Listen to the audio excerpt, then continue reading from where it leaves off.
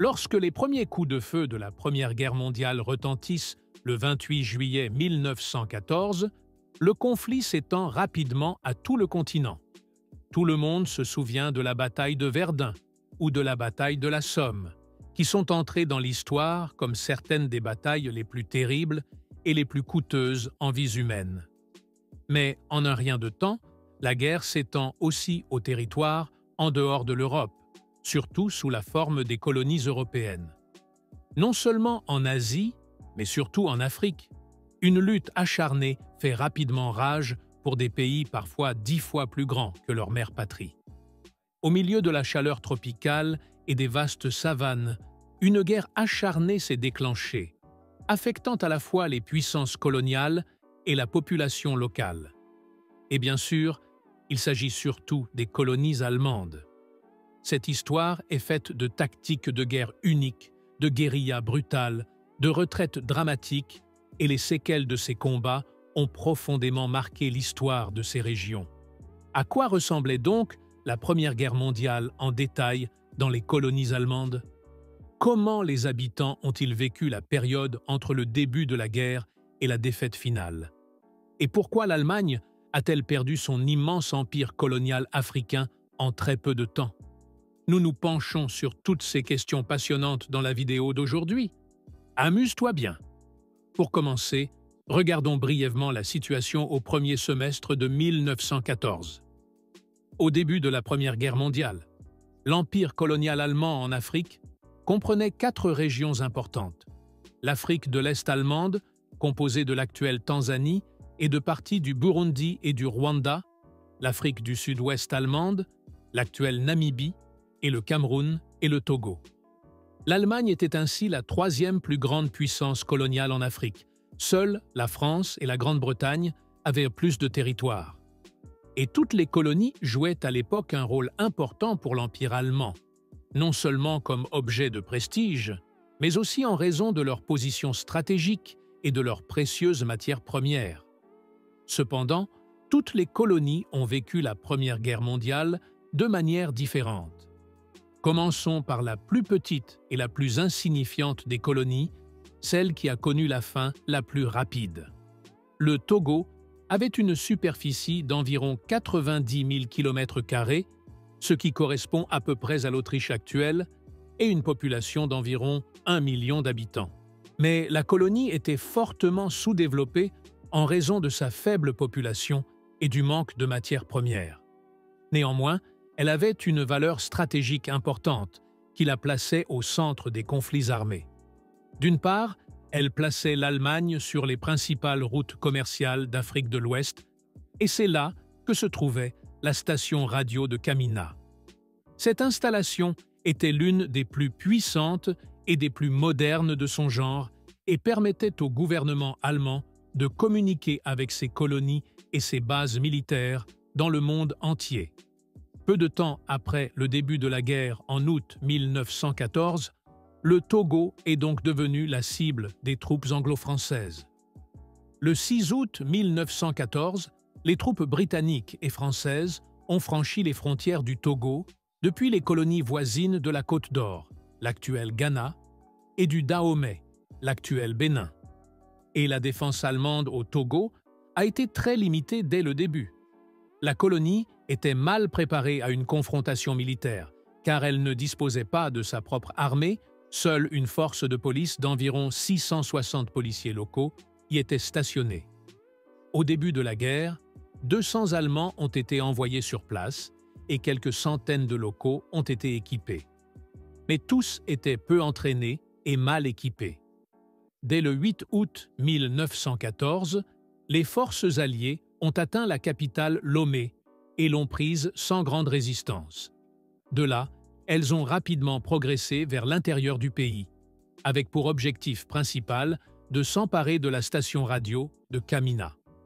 Les troupes allemandes se sont retirées et ont essayé de consolider leur ligne de défense, mais elles n'ont pas pu résister longtemps à la pression des forces alliées supérieures. Le 26 août 1914, 20 jours seulement après le début de l'invasion, les troupes allemandes se sont rendues au Togo. La station radio de Kamina a été détruite par les Allemands avant même la capitulation, afin d'éviter qu'elle ne tombe entre les mains des Alliés. La colonie du Cameroun, géographiquement proche, a tenu beaucoup plus longtemps. Elle avait une superficie d'environ 500 000 km², presque aussi grande que l'ensemble de l'Empire allemand. Elle ne pouvait donc pas être coupée aussi facilement que le Togo. Mais l'inconvénient était que l'entente attaquait de 3 côtés à la fois. Les troupes britanniques du Nigeria, les unités françaises d'Afrique équatoriale française et les troupes belges du Congo ont lancé des attaques simultanées et coordonnées sur la colonie. Ils voulaient conquérir la colonie rapidement car elle avait une position stratégique sur le couloir entre l'Afrique occidentale et l'Afrique australe, et la ville portuaire de Douala était un point de passage important pour le commerce international. Cependant, la troupe de protection allemande, composée d'environ 200 Allemands et de 3200 autochtones, a d'abord résisté. La stratégie de défense allemande s'est concentrée sur le ralentissement des troupes alliées et sur le maintien de positions stratégiques à l'intérieur du pays. Les Allemands se sont retirés de plus en plus des zones côtières, utilisant la végétation dense et le terrain difficile de l'arrière-pays à leur avantage. Leur tactique consistait à construire des positions défensives dans les montagnes et les forêts du Cameroun afin d'arrêter et de démoraliser les forces alliées qui avançaient. De cette manière, ils espéraient éviter une capitulation jusqu'à la fin de la guerre en Europe. Mais au cours de l'année 1915, la situation des défenseurs allemands s'est encore détériorée. Les attaques continues des Alliés, combinées aux problèmes de ravitaillement et aux maladies, ont considérablement affaibli les troupes allemandes. Finalement, la résistance ne pouvait plus être maintenue et en février 1916, les forces allemandes restantes au Cameroun se sont rendues. Après la capitulation, les soldats allemands survivants et quelques fonctionnaires civils se sont retirés en Guinée espagnole, neutre voisine. Ils y ont obtenu l'asile et ont échappé à la captivité par les Alliés. Les combats en Namibie étaient très différents. L'Afrique de l'Ouest allemande était la première colonie de l'Empire et de nombreux Allemands y avaient émigré en raison de la ruée vers les diamants. Elle avait donc une énorme valeur symbolique et économique. Cependant, le terrain était très différent ici, puisque la Namibie est principalement composée de déserts, et c'est l'Afrique du Sud qui a attaqué les Allemands à la vitesse de l'éclair. Au début de la guerre, l'Afrique du Sud, soutenue par les Britanniques, est entrée dans la colonie par le sud. L'Allemagne y avait tout de même déployé une troupe de protection de quelques milliers d'hommes, mais elle n'avait aucune chance face à l'énorme armée ennemie.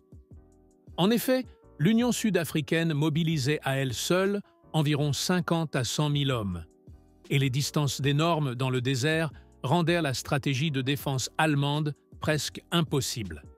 Il n'était pas possible de mener une guerre de guérilla comme au Cameroun, par exemple. Les forces sud-africaines ont utilisé leur supériorité en termes d'effectifs et d'approvisionnement pour percer systématiquement les lignes de défense allemandes et détruire quelques batailles clés. Après plusieurs mois de combats intenses et de retraites stratégiques, les troupes allemandes se sont finalement rendues en juillet 1915. Il reste donc la dernière et la plus grande colonie allemande. Avec une superficie de près d'1 million de kilomètres carrés, elle était environ 2 fois plus grande que la mère patrie allemande. En raison de sa taille et de la diversité de son terrain, des côtes à la végétation dense aux hautes montagnes, c'est aussi ici que les combats les plus intenses ont eu lieu. Les Britanniques craignaient que les ports allemands d'Afrique de l'Est ne soient utilisés comme base par la marine impériale pour chasser les navires de fret et de ravitaillement britanniques dans l'océan Indien. Les attaques ont donc immédiatement commencé des deux côtés. Le commandement militaire allemand était assuré par le général Paul von Lettow-Vorbeck, un officier expérimenté connu pour ses compétences exceptionnelles en matière de guérilla. Lettow-Vorbeck a su utiliser efficacement ses troupes numériquement inférieures de quelques milliers d'hommes contre les forces britanniques et alliés largement supérieures. Ils ont utilisé la végétation dense et la géographie accidentée à leur avantage. ce qui a considérablement compliqué la progression des troupes britanniques. Lettow-Vorbeck évitait les confrontations directes et misait plutôt sur la guerre mobile, les attaques surprises et les retraites habiles. Cette tactique s'est avérée extrêmement efficace et a maintenu les Alliés dans une incertitude permanente. De plus, l'infrastructure coloniale, notamment les chemins de fer, y était la plus développée, ce qui permettait donc aux troupes allemandes de se déplacer rapidement, de transporter du ravitaillement et de défendre des positions stratégiques. Malgré la supériorité écrasante des Alliés, le général von Lettow-Vorbeck a donc réussi à maintenir la résistance en Afrique de l'Est allemande jusqu'à la fin des combats en Europe. Ce n'est que le 25 novembre 1918, 2 semaines après l'armistice officiel en Europe, que les troupes allemandes se sont rendues en Afrique de l'Est. Lettow-Vorbeck et ses hommes n'ont abandonné leur combat que lorsqu'ils ont appris la capitulation allemande. Cela a finalement scellé la fin de toutes les colonies allemandes en Afrique. Selon le traité de Versailles, toutes les provinces furent placées sous l'administration des puissances victorieuses. L'Afrique orientale allemande a été divisée entre la Grande-Bretagne et la Belgique. L'Afrique du Sud-Ouest allemande fut placée sous l'administration sud-africaine. Et le Cameroun et le Togo ont été divisés entre la France et la Grande-Bretagne.